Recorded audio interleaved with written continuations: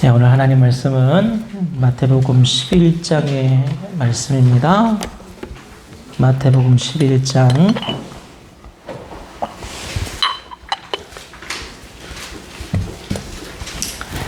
마태복음 11장 2절부터 15절까지의 말씀을 읽으실 때 우리 한 절씩 읽겠습니다. 마태복음 11장 2절부터 15절까지의 말씀입니다. 제가 먼저 읽겠습니다. 요한이 옥에서 그리스도께서 하신 일을 듣고 제자들을 보내어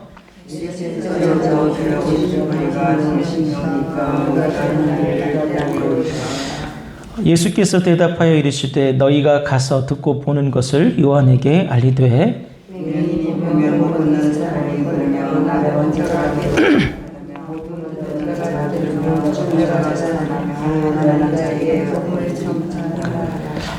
누구든지 나로 말미암아 실족하지 아니하는 자는 복이 있도다 하시니라.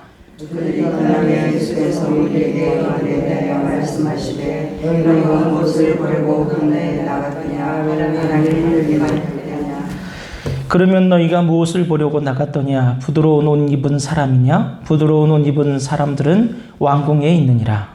그러면 너희가 어찌하여 나갔더냐? 선지자를 보기가 아니하였냐? 오니까 내가 너희에게 이르노니 선지자보다 더 나은 자니라. 기록된 바 보라 내가 내 사자를 내 앞에 보내노니 그가 내 길을 내 앞에 준비하리라 하신 것이 이 사람에 대한 말씀이니라. 내가 진실로 너희에게 말하노니 여자는 자 중에 세례 요한보다 은혜가 일어남이 없도다. 그러나 지극에서 특히 강자들을 부르다 하니라. 세례 요한의 때부터 지금까지 천국은 침노를 당하나니 침노하는 자는 빼앗느니라. 모든 선지자와 율법에 예언한 것을 만일 너희가 즐겨 받을진대 오리라 한 엘리야가 곧 이 사람이니라.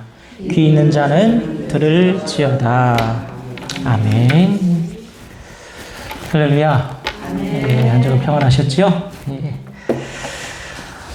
오늘 이제 수요 강에 제가 숫자를 세보니까 59번이라고 되어 있네요. 59주면 제가 이제 1년이 넘었잖아요. 야, 1년이 넘었다. 1년이 넘고도 뭐 7주가 더 지나갔구나. 예, 그런 생각을 하면서, 그렇구나. 이 복음서 강해를 시작한 게 벌써 59번째다라는 말씀이에요. 여러분, 그동안 말씀을 들으시면서 어떤 정리를 하셨는지 모르겠지만, 제가 최근 이 수요 강해를 들으신 분에게 그런 생각을 했어요. 그동안 이것저것 알고 있던 것이 이 수요기도의 말씀 강해를 통해서 좀 이렇게 정리가 된다. 이렇게 귀결이 된다. 내가 알고 있던 파편 같은 그 지식들이 바로 이 줄기로 맞춰지는구나. 그래서 굉장히 좋았다라고 말씀해 주시더라고요. 감사한 말씀이고, 저도 마찬가지로 이 말씀을 준비하면서 그런 생각을 해요. 이렇게 말씀하셨었구나. 내가 잊고 있었구나. 라고 생각하는 부분도 있고요. 그리고 지금 이 시대 우리 교회들에게 그 무엇보다도 필요한 가르침이 바로 이 복음서의 예수님의 가르침이 아닌가. 우리가 다시 한번 우리는 믿고 있다고 생각하고 기독교 신앙 안에 있다 보니까 제대로 진리를 알고 있다고 착각을 하는데 사실은 알고 있다고 해서 다 알고 있지 않죠. 여러분 남편을 잘 아세요? 아내를 잘 아세요? 알고 있다고 하기 때문에 항상 트러블이 생기지 않습니까? 예, 그래서 정확히 알고 있는가, 진짜로 우리가 진리를 제대로 붙들고 있는가, 그것을 좀 한번 점검해보고 다시 재정리하는 시간이 됐으면 좋겠다라는 마음을 제가 가지고 여러분에게 말씀을 전하고 있습니다. 여러분도 그동안 알아오시던, 혹시 알고 계시던 것들과 조금 틀린 부분이 있더라도 제가 거짓말을 여러분에게 전하는 게 아니라 매 주석을 보면서 그리고 여러 가지 학자들의 책을 보면서 분석해서 여러분에게 드리는 것이라고 생각하시고 오해하지 마시고 좀 이상한데? 라고 오해하지 마시고 좀 받아들여 주셨으면 좋겠습니다.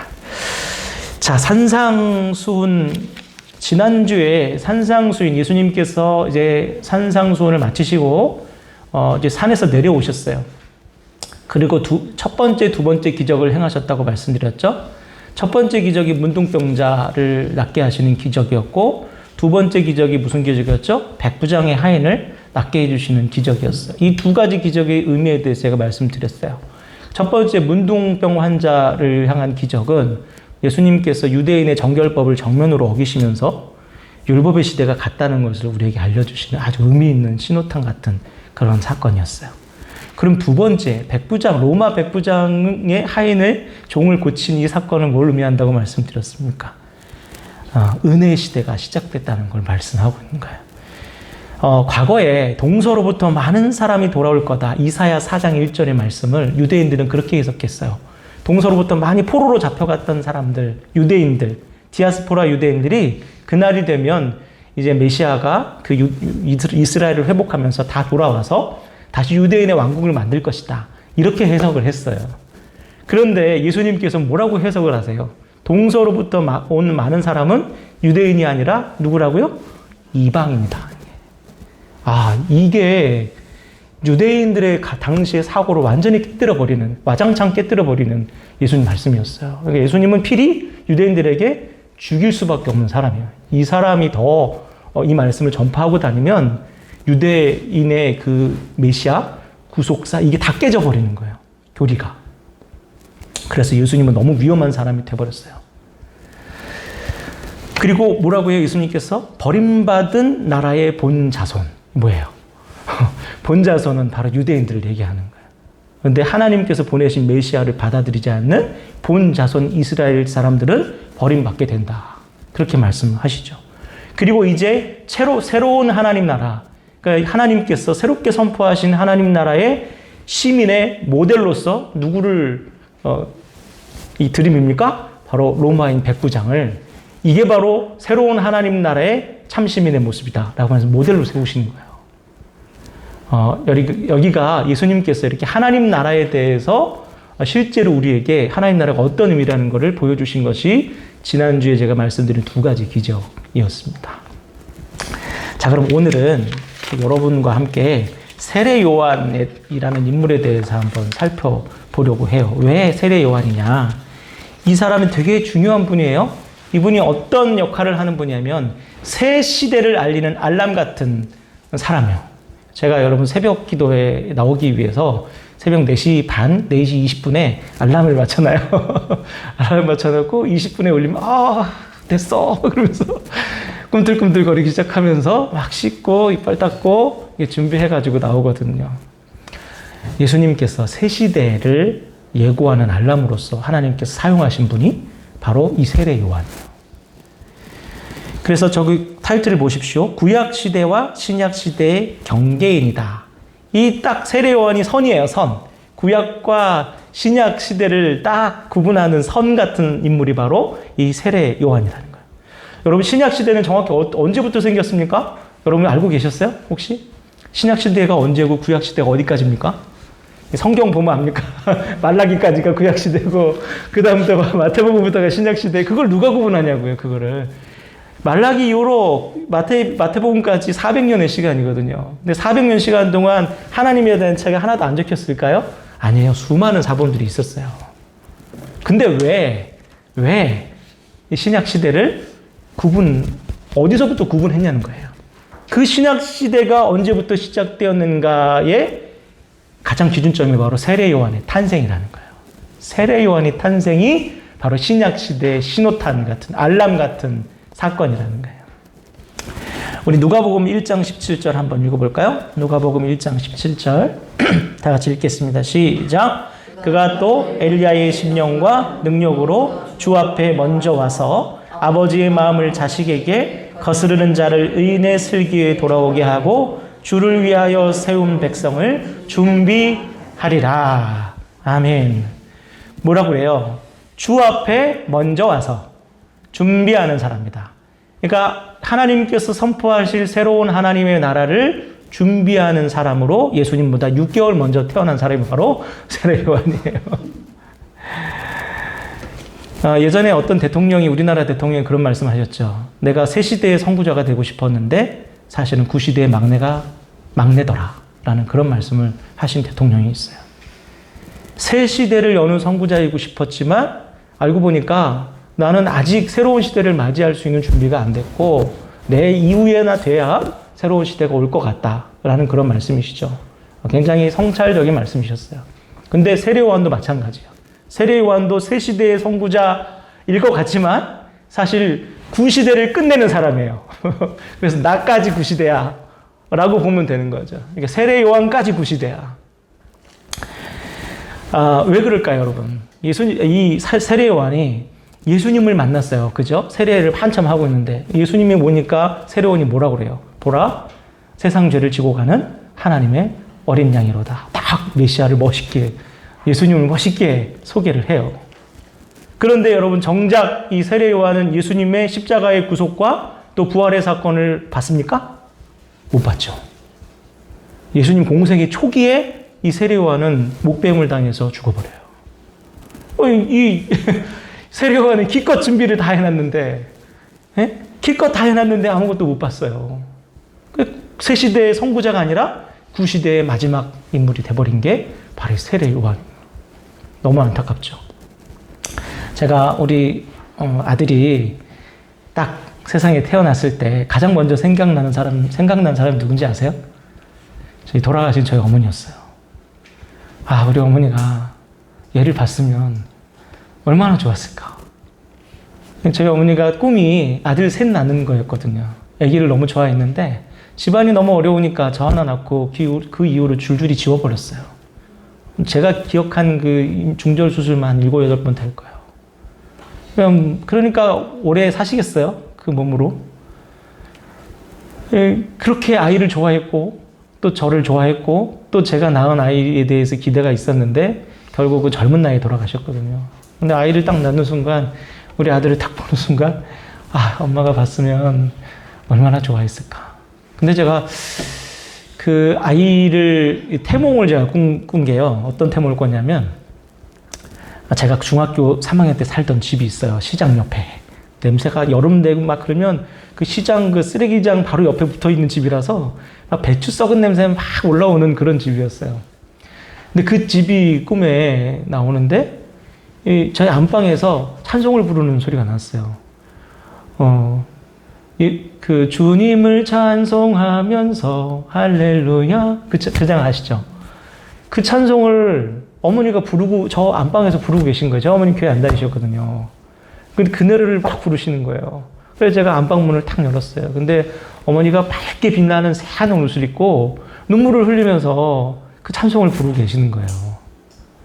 그리고 얼마 안 있어서 주환이가 우리 사모님 뱃속에 딱 들어있다는 걸 확인했습니다. 그래서 제가 어머니가 우리 아들을 보지 못했겠지만 그래도 알고는 계신가? 라는 생각이 들어서 위로가 많이 됐어요. 여러분, 그렇게 많이 수고했는데, 그렇게 많이 애썼는데, 그렇게 많이 하나님 나라 위해서 분신색을 했는데 정작 예수님의 십자가의 그 구속과 또 부활의 그 영광된 순간을 보지 못했어요. 그냥 구약 시대의 사람으로 마지막 테이프를 끊고 끝나버린 게 세례 요한이었어요. 얼마나 좀 사실 안타깝고 참 그래요. 마치 여러분, 유대인들이 죽을 고생을 하고 겨우 들어간 대학을 우리 그리스도인들은 특별 전형으로 너무 쉽게 대학을 들어가 버린 것 같은 그런 형국이 돼버리는 거죠. 자, 이 세례 요한이 바로 그런 경계에 선 인물이었다라는 거 말씀드리면서 오늘 본문을 보면 또 이 세례 요한이 가지고 있는 한계를 우리가 볼 수가 있습니다. 그 한계가 바로 유대인이 가지는 한계였고 인간이 가지는 한계였어요. 어떤 한계인지 한번 보겠습니다. 우리 2절 말씀을 다 같이 읽어볼까요? 2절 말씀 11장 2절 읽을게요. 시작. 요한이 오기서 그리스도께서 하신 일을 듣고 제자들을 보내어 3절 예수께 여짜오되 오실 그이가 당신이오이니까 우리가 다른 일을 기다리오니까. 아멘. 여러분, 유대 사회의 병폐에 대해서 회개를 촉구하던 이가 바로 세례 요한이었어요. 니들이 하나님 앞에 이제 심판받아야 될 때가 왔다. 이게 뭐냐, 이 사회가. 니들이 하나님 섬긴다 그러면서 온갖 위선을 다하지 않느냐. 가난한 사람을 억울하게 만들지 않느냐. 외세에 붙어서 그렇게 살지 않느냐. 이 나라 꼴이 지금 이게 뭐냐. 그러면서 막 광야에 나가서 막 회개를 촉구해요. 그러니까 어떻게 돼요? 수많은 사람들이 광야로 나와요. 그래서 이 아픈 이 세례 요한의 이 말씀에 가슴이 찔려하면서도 막 속 시원하면서 한편으로는 그래 맞아 우리가 돌이켜야지 이렇게 가다가 이 나라가 완전히 끝나버리고 말지 그러면서 달게 그 말씀을 듣는 거예요. 그리고 세례 요한의 세례를 받으면서 자기 마음을 새롭게 하나님 앞에 새롭게 가져가고자 했어요. 구름대처럼 많은 사람들이 이 세례 요한에게 몰려듭니다. 예수님을 하나님께서 보내신 자라고 이 세례 요한이 증거를 해요. 예수님께서 나오니까. 그런데 이 세례 요한도 유대인이었어요. 어떤 생각을 했냐면 예수님께서 하나님이 보내셔서 이 땅을 회복하시는데 어떻게 회복하시느냐에 대한 생각이 유대인의 생각을 갖고 있었던 거예요. 뭐냐면 이 다윗의 나라를 회복할 거라고 생각했어요. 과거 자기들의 선조들이 망쳐버린 그 다윗의 나라, 그 다윗의 영광을 회복할 것이다. 유대인이 지금 서름받고 있고 나라가 지금 이렇게 위태롭고 민족이 지금 어려워졌는데 예수께서 앞으로 이 나라를 다윗의 그 영광스러운 그 나라로 다시 회복시켜 주실 것이다. 그러니까 이제 예수님이 이제 나섰으니까 너희들 다 회개하라. 도끼가 나무 뿌리에 지금 놓여 있다. 찍어버리기 전에 빨리빨리 정신 차리고 하나님 앞에 나와라. 예수 앞에 나와라. 그렇게 얘기한 거예요. 그런데 여러분, 그래서 막 승승장구하고 막 사람들이 다 맞습니다. 우리 회개하겠습니다라고 그렇고 난리가 났는데 갑자기 세례 요한이 감옥에 갇혀버려요. 왜 갇힙니까? 헤롯 대왕이 자기 동생의 부인을 취했어요. 강제로. 그 일들을 비난하다. 이게 얼마나 하나님 앞에 더러운 짓인가. 다윗이 예전에 우리아의 아내 밧세바를 취하지 않았냐. 그리고 칼의 저주가 있지 않았냐. 그러면서 막 비난하기 시작해요. 그러니까 헤롯이 화가 나니까 이 세례 요한을 잡아들였어요. 그리고 죽음을 앞두게 됩니다. 그리고 그 안에서 감옥 안에서 이제 나 어떻게 되는 거지? 갑자기 내가 감옥 안에 들어있잖아요. 근데 예수님께서 본격적으로 활동하신다는 소식을 이 사람들로부터 전해 듣습니다. 제자들로부터. 그러면서 기다려요. 예수님께서 자신을 구명해 줄 것을 기다리는 거예요. 이제 시작하셨으니까 이제 곧 있으면 나를 구명하겠지. 나를 감옥에서 꺼내주겠지. 이 불의를 잡아주시겠지. 바로 잡아주시겠지. 메시아가 오셨으니까 이제 곧 이 나라를 정복하고 유다의 그 영광을 회복해 주시겠지. 이렇게 기다리고 있는데 아무리 기다려도 예수님이 안 오시죠. 아무리 기다려도 자기를 감옥에서 꺼내줄 생각을 안 하시죠. 그러면서 점점 지치기 시작해요. 적어도 예수님은 혹시 메시아가 아닐까 나에게는 아니지 않을까라는 생각이 들기 시작합니다. 그래서 제자들을 보내서 질문하는 장면이 오늘 본문의 장면인 거예요. 3절 말씀 뭐라고 합니까? 오시리라고 한 그분이 혹시 당신이 아닌 게 아닙니까? 라고 물어보는 거예요. 아니 세례 요한이 앞에 뭐라고 그랬어요? 하나님이 보내신 사람이라고 직접 자기 입으로 증거했잖아요. 세상 죄를 다 짊어지고 우리를 구원하실 분이라고 분명히 자기 입으로 증언했잖아요. 그런데 감옥에 갇힌 자기를 구명해 주지 않는 예수님 보고 당신이 정말 그 사람 맞습니까? 라고 제자들을 보내서 물어본 거예요. 당신은 지금 뭘 합니까? 당신이 구원자라면 나는 왜 지금 감옥에 갇혀 있는 겁니까? 혹시 당신 말고 다른 구원자를 내가 기다려야 되는 겁니까? 그렇게 질문하는 거죠. 성도들, 우리도 때때로 그렇지 않습니까? 하나님 믿고 신앙생활을 하는데 내가 이렇게 열심히 예배도 열심히 나오고 주님 말씀대로 살려고 몸부림치는데 그런데 왜 나를 이런 어려움으로부터 구원해 주지 않으십니까? 왜 내가 이런 질병에 걸리고 왜 내가 이런 상황에 처하는 것을 그저 그냥 지켜만 보고 계십니까? 왜 나를 구명해 주지 않으십니까? 뭐 하십니까?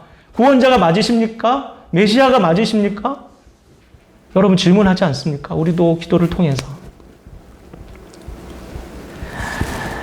그런 세례 요한의 답답한 질문에 대해서 예수님께서 답을 주시는 게 바로 5절, 6절의 말씀이에요.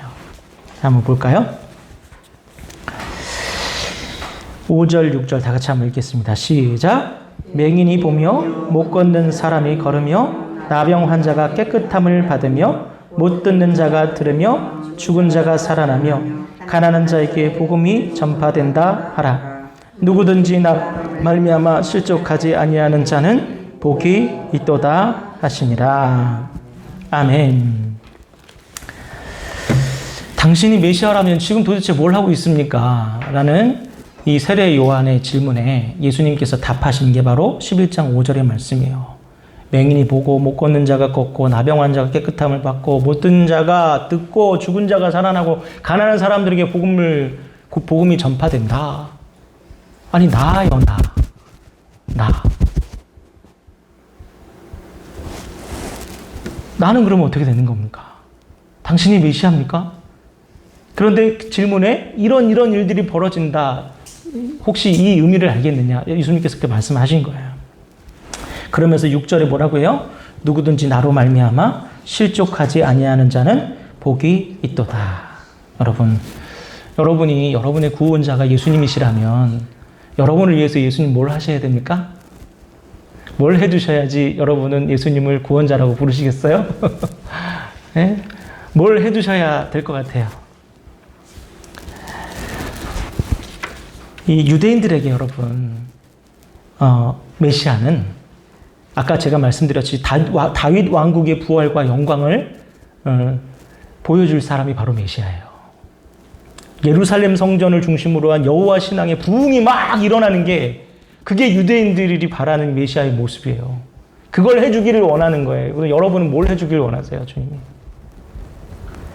예수님의 하나님 나라가 무엇인가는 이사야서 42장과 61장에 나타나 있는데 그게 바로 예수님께서 마태복음 11장 5절에 말씀하신 이런 현상들이에요. 소경이 눈 뜨고 이렇게 막 일어나는 일들 너 들어보지 않았냐? 말씀 읽어보지 않았냐? 그런데도 모르겠냐? 하나님 나라가 시작되고 있다라고 말씀하시는 거예요. 여러분 여기서 우리가 알아야 될 것은 내가 원하는 일이 일어나는 것이 아니라 일어나야 하는 일이 일어나는 게 복음이에요. 그러니까 여러분이 기도가 막 이루어지는 게 하나님 나라가 이루어지는 게 아니고 하나님의 뜻이 막 이루어지는 게 그게 복음이라는 거예요. 내 인생은 좀 꼬이고 내 인생이 좀 어렵고 질병도 생기고 어려운 일이 생겨도 내 주변에서 하나님 나라가 막 일어나면 하나님 나라가 이루어지는 거예요. 그러니까 우리는 그걸 몰라요. 그 나라와 그 일을 구하라. 그 말씀이 바로 이 말씀이에요. 자신이 기대하는 변화는커녕 감옥에 갇혀서 죽음이 확실시되는 그 상황에서 요한은 그동안의 자신의 사명에 대해서 또 예수를 메시아라고 증거했던 그 수고에 대해서 이건 나 헛수고한 거 아닙니까? 그렇게 말하고 있는 거예요. 그런데 여러분 그게 헛수고냐고요. 헛수고가 아니었어요. 우리 실족하다는 말을 원어로 보면 스칸달리조라고 하는데 그 의미가 덫, 함정, 걸림돌이라는 말이에요. 스칸달리조, 덫, 함정, 걸림돌. 신약 성경에서 29회나 사용이 됩니다. 실족하지 말아라. 이 실족이라는 말을 제가 주석을 찾아보니까 믿음으로부터 떨어져 나가게 되는 상태. 그게 실족이에요. 믿음으로부터 떨어져 나가는 상태. 내가 이러려고 내가 여태까지 예수 믿었나? 이런 꼴 당하려고 내가 여태까지 열심히 주님을 따랐나? 여러분 이런 마음이 생길 때 시험에 들고 실족을 당할 수 있어요. 열심히 했는데 충성했는데 결과가 좋지 않을 때 그러나 여러분 그 결과가 뭐냐는 거예요. 내가 바라는 결과인가 아니면 하나님께서 원하시는 결과인가. 절벽에 떨어져서 나뭇가지 하나에 매달린 사람이 있어요. 살려달라고 소리를 막 살려주세요. 살려주세요. 하나님께서 나타나셨어요. 그래 내가 살려주마. 그런데 손을 놔라. 그러니까 그 사람이 뭐라고 그래요? 거기 다른 사람도 없어요. 그러면서 이렇게 부르는 거예요. 여러분 하나님께서 우리에게 요구하시는 것이 있어요. 우리가 원하는 게 있어요. 근데 우리가 원하는 것이 이루어지는 것이 아니라 하나님께서 원하시는 것이 이루어지는 것이 그것이 복음이고 하나님 나라예요. 그리고 하나님께서 원하시는 것은 우리가 원하시는 것보다 우리를 위해 더 유익하고 더 온전해요. 더 완벽해요. 그걸 알아야 돼요. 그러니까 우리가 항상 하나님 앞에 불만이 뭐예요? 내가 생각할 땐 이게 옳고 나에게 상당히 유리할 것 같은데 하나님께서 내게 불리한 것을 자꾸만 요구하신다라고 생각하기 때문이에요. 그렇지만 그것은 믿음이 아니에요. 지금 하나님께서 내게 요구하시는 그것이 지금 내게 쓰지만 내게 어렵지만 사실은 나에게 가장 유리하고 가장 유익하고 가장 완전한 하나님의 방법이고 말씀이라는 것. 이것이 여러분 우리 성도의 믿음이 되어야 되는 거예요. 세례 요한은 이 시험에 봉착했어요.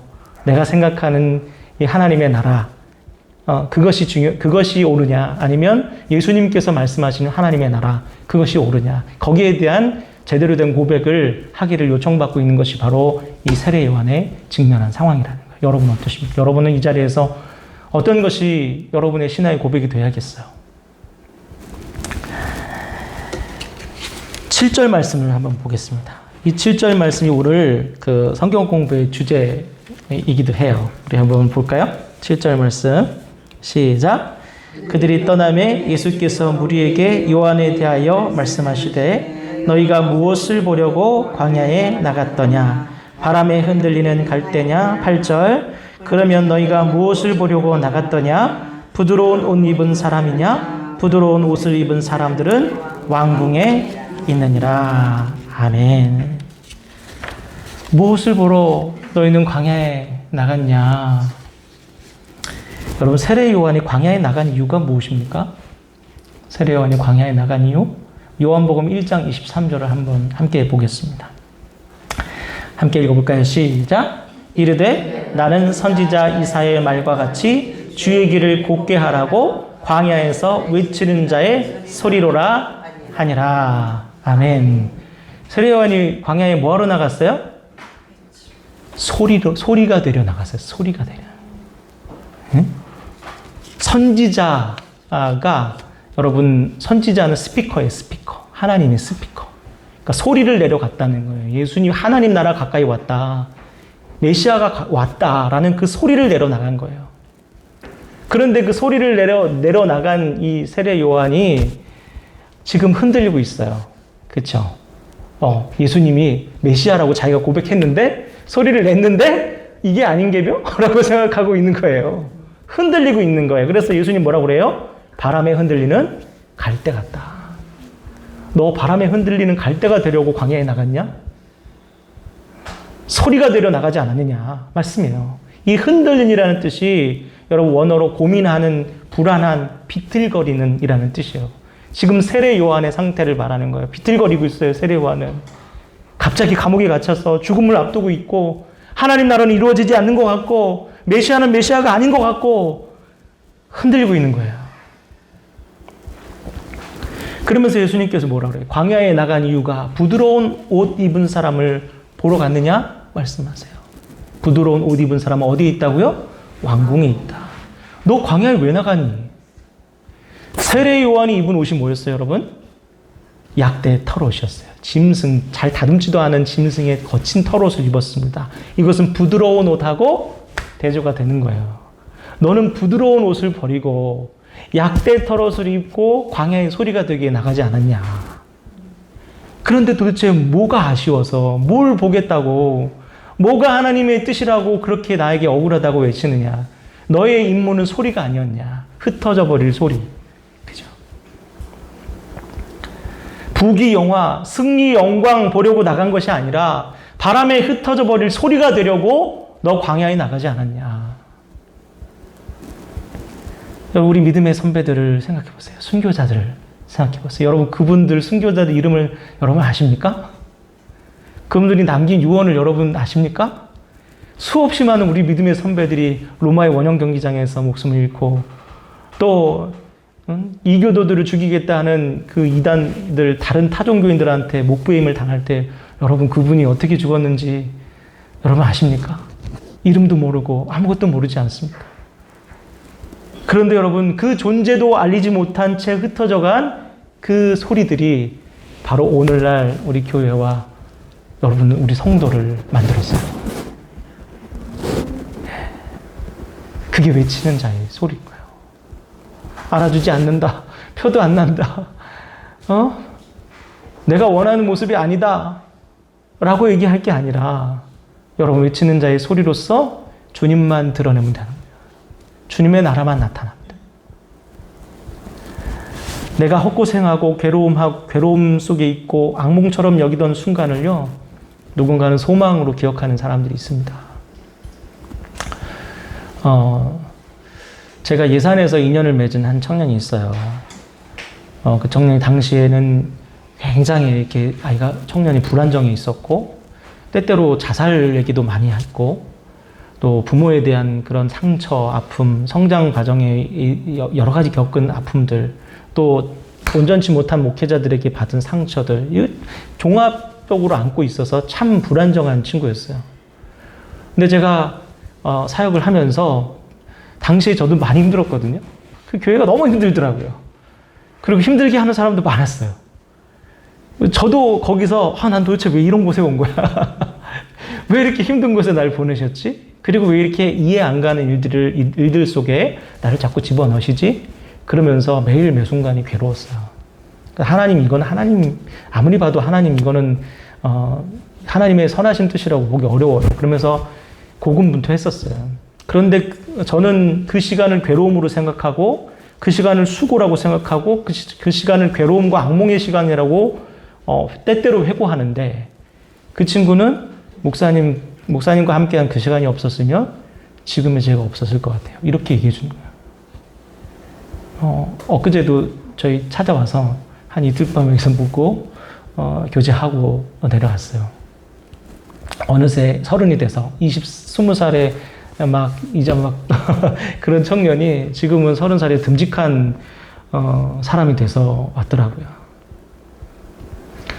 저에게는 의미 없는 고통의 시간처럼 느껴지던 그 순간들도 누군가에게는 소망의 순간이 될 수 있었다라는 걸 깨닫게 되는 그런 아주 소중한 우리 친구였어요. 여러분이 지금 교회를 위해 또 하나님 나라를 위해서 내가 이렇게까지 해야 되나, 그리고 이렇게 사람들이 상처 주고 별로 이렇게 칭찬도 못 받고 인정도 못 받고 이러는데 내가 더 해야 되나, 더 애써야 되나, 이만하면 되지 않았나? 라고 생각이 들 만큼 힘드신 그 상황, 그 여러분 헌신과 수고에 누군가에게는 그것이 바로 소망처럼 느껴지고 희망처럼 느껴지고, 그것들을 통해서 하나님께 더 가까이 다가올 수 있는 그런 큰 계기가 된다는 것, 여러분 그걸 기억하시고 외치는 자의 소리로서 살아가시는 여러분들 다 되기를 주님의 이름으로 축원합니다. 네. 여러분 갈 때가 되지 마시고 소리가 되십시오. 갈 때가 되지 마시고 소리가 되세요. 자, 우리 11절 말씀 한번 볼까요? 그러면 11절 말씀 다 같이 읽겠습니다. 시작. 내가 진실로 너희에게 말하노니 여자가 낳은 자 중에 세례 요한보다 더 큰 일어남이 없도다. 그러나 천국에서는 극히 작은 자라도 그보다 크니라. 12절. 세례 요한의 때부터 지금까지 천국은 침노를 당하나니 침노하는 자는 빼앗느니라. 아멘. 자, 여자가 낳은 자 중에 가장 큰 사람이다. 세례 요한을 표할 때 예수님께서 그렇게 말씀하세요. 이게 무슨 의미일까요? 여자가 낳은 자 중에 가장 큰 사람이다. 여러분 여기서 여자가 낳은 자라는 말은 무슨 뜻이냐면 구약의 모든 선지자를 포함한 세례 요한 이전의 인류를 여자가 낳은 자들이라 이렇게 표현하는 거예요. 그러니까 세례 요한이 신약과 구약 성경의 경계의 인물이라고 말씀드렸잖아요. 바로 세례 요한을 딱 기준으로 해서 그 이전에 태어난 사람들은 다 여자가 낳은 자예요. 무슨 말씀인지 알겠죠? 네. 이 여자가 낳은 자 중에서 가장 큰 자가 누구라고요? 세례 요한. 위대한 사람이죠. 다윗보다 크다는 얘기예요. 그렇지 않아요? 모세보다 크다는 얘기예요. 엘리야보다 크다는 얘기예요. 이게 납득이 가세요? 그런데 예수님께서 말씀하세요. 여자가 낳은 자 중에 가장 큰 자는 바로 단연코 세례 요한이다. 자, 그러면 여자가 낳은 자들이 여러분 죽을 고생하고 들어간 그 천국을 십자가 부활 믿음의 특별 전용으로 들어간 사람들이 누구예요? 바로 우리 그리스도인들이라는 거예요. 그 이전에 여자가 낳은 사람들이 율법 지켜서 막 소 잡고 양 잡고 비둘기 잡고 십계명 지키고 막 무슨 계명 지키고 하면서 막 죽을 똥 살똥해서 하나님 나라에 가까이 닿아보려고 했던 그 일을 우리는 어때요? 예수 그리스도의 십자가와 부활의 사건을 믿음으로 특별 전형으로 쑥 들어가 버려요. 그 말을 하는 거예요. 그래서 세례 요한 때부터 천국은 침노를 당한다. 이렇게 예수님께서 표현하세요. 여기서 침노가 뭐예요? 침략하는 거예요. 침략. 이 북한이 6.25 때 새벽에 그냥 우리나라를 탁 쳐들어왔잖아요. 응? 새벽에 쳐들어왔어. 그것도 비열하게. 예고도 안 하고. 이게 침노예요. 침노. 그런데 세례 요한의 때부터 천국이 침노를 당한대. 여러분 천국이 침노를 당할 수 있어요? 어떻게 침략당해요? 천국이 하나님 나라가? 그런데 예수님 표현이 그래요. 침노라는 말은 강제로 쳐들어가는 것 같은 형상을 얘기해요. 과거 여자가 낳은 자들에게 천국 문은 넘지 못할 벽이었어요. 침노? 상상도 못해요. 그런데 그것이 길이요 진리요 예수 생명이신 예수 그리스도를 믿는다는 것 때문에 그 믿는 사람들이 막 지 안방 들락날락 같이 막 들락날락 하는 거예요. 이게 바로 침노예요. 여자가 낳은 자들은 하나님 나라에 들어가기가 너무 힘들었는데 여자가 낳은 자 이후에 예수 그리스도를 통해서 하나님 나라는 계속해서 침략당하듯이 그냥 사람들이 그냥 들락날락 하는 그런 곳이 돼버렸다는 거예요. 이게 바로 예수님 말씀입니다. 여러분 과거에 해외여행 한번 제대로 가보지 못한 시대가 있어요. 그죠? 그때는 가까운 일본만 가도 이야 외국 나갔다 왔다 그래요. 근데 지금 공항 가보세요. 그냥 주말만 되면 그냥 비행기가 없어요. 여러분 이렇게 세례 요한 이후의 세대들은 예수 그리스도를 통해서 천국을 하나님 나라를 너무 쉽게 접근할 수 있게 됐다. 이게 예수님 말씀이에요. 그토록 소원하던 그 하나님 나라. 유대인들이 그토록 오랜 기간 동안 소원하고 바라보고 갈망하고 짐승 죽여가면서 막 율법 어기면 죽을 것 같이 그렇게 해가면서 애썼던 그 하나님 나라를 예수 그리스도를 통하여서 프리패스할 수 있게 된 그 시대가 바로 은혜의 시대, 신약의 시대다. 그게 바로 예수님께서 하시는 말씀이에요. 여러분 얼마나 이 일들이 감사해요. 예수님께서 우리의 길이요 진리요 생명 되신다는 의미가 바로 이 말씀입니다. 우리에게 하나님 나라는 활짝 열렸어요. 그리고 모든 이방인들에게, 모든 민족에게, 모든 족속에게 하나님의 나라는 활짝 열려 있습니다. 예수 그리스도를 통해서요.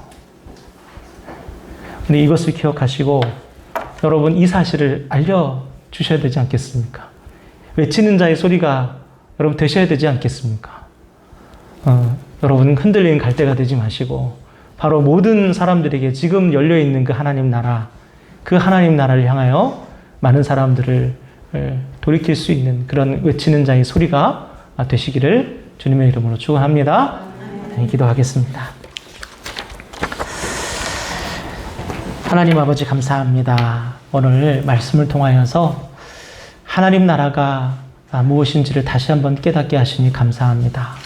우리가 원하는 일, 내가 소원하는 기도들이 하나씩 둘씩 이루어지는 것이 하나님 나라가 아니라 하나님께서 바라시고 소원하시는 그 일들이 우리 삶 가운데 우리 주변에 일어나는 것이 바로 하나님의 나라가 임하는 것임을 다시 한번 깨우치게 하시니 감사합니다. 이 시간 하나님께서 우리 삶 가운데 그토록 하나님 일어나길 원하는 하나님 나라가 하나님 우리를 통하여서 일어날 수 있도록 인도하여 주시옵소서. 여자가 낳은 자들이 수많은 인류들이 그토록 사모했던 하나님 나라를 길이요 진리요 생명 되신 예수 그리스도를 믿음으로 하나님 들어갈 수 있게 해주신 은혜에 참으로 감사합니다. 하나님 그와 같은 하나님의 은혜를 그 복음을 외치는 자의 소리가 될 수 있도록 인도하여 주시옵소서. 예수님이 메시아가 맞나 안 맞나 하나님 흔들리며 갈대처럼 이리저리 흔들리는 불안한 하나님 이 시대의 그리스도인이 되지 말고 확실히 하나님 아버지 믿고 하나님 나라로 이끄시는 분이 오직 예수 그리스도임을 하나님 외치는 자의 하나님 확신에 찬 소리가 될 수 있도록 저희를 사용하여 주옵소서.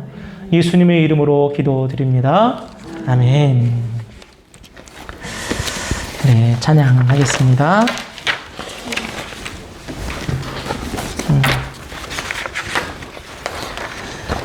은혜 아니면 우리 오직 예수뿐이네 우리 함께 찬양하겠습니다.